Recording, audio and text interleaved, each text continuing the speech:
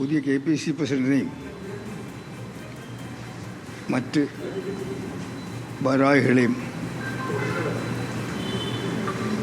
തീരുമാനിച്ചുകൊണ്ടുള്ള AICC തീരുമാനത്തെ ഞാൻ പൂർണ്ണമായി സ്വാഗതം ചെയ്യുന്നു. ഈ തീരുമാനത്തെ കേരളത്തിലെ കോൺഗ്രസ് പ്രവർത്തകരും കോൺഗ്രസ് അനുഭാവികളും ജനാധിപത്യ വിശ്വാസികളും പൂർണ്ണമായി സ്വാഗതം ചെയ്യും എന്ന് ഞാൻ വിശ്വസിക്കുന്നു. കഴിഞ്ഞ ഏതാനും വർഷങ്ങളായി നിരവധി പ്രതിസന്ധികളിൽ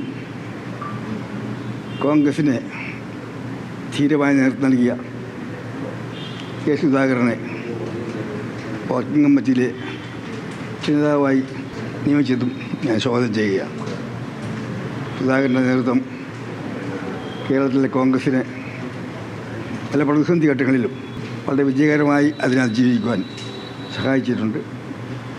പാർട്ടി അദ്ദേഹത്തിൻ്റെ കാലഘട്ടത്തിൽ നടന്ന തെരഞ്ഞെടുപ്പുകളിൽ അലമ്പിച്ച വിജയം നേടാനും അദ്ദേഹത്തിന് കഴിഞ്ഞിട്ടുണ്ട്.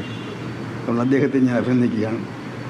പുതിയ KPCC പ്രസിഡന്റിനെയും മറ്റ് ഭാരവാഹികളെയും ഞാൻ അഭിനന്ദിക്കുന്നു. കേരളത്തിലെ കോൺഗ്രസിന് വേണ്ടത്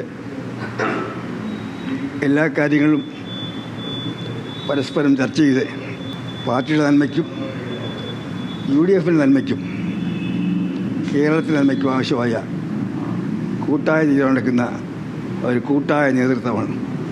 അത് ഈ കാലഘട്ടത്തിൽ ഉണ്ടായാൽ അടുത്ത ലോക്കൽ ബോഡി ഇലക്ഷനും 26 അസംബ്ലി ഇലക്ഷനിൽ ഒരു കോൺഗ്രസ് മുഖ്യമന്ത്രി നയിക്കുന്ന ഒരു UDF ഗവൺമെൻറ്റും ഉണ്ടാക്കാൻ കഴിയുമെന്ന് ഞാൻ പ്രത്യാശിക്കുന്നു.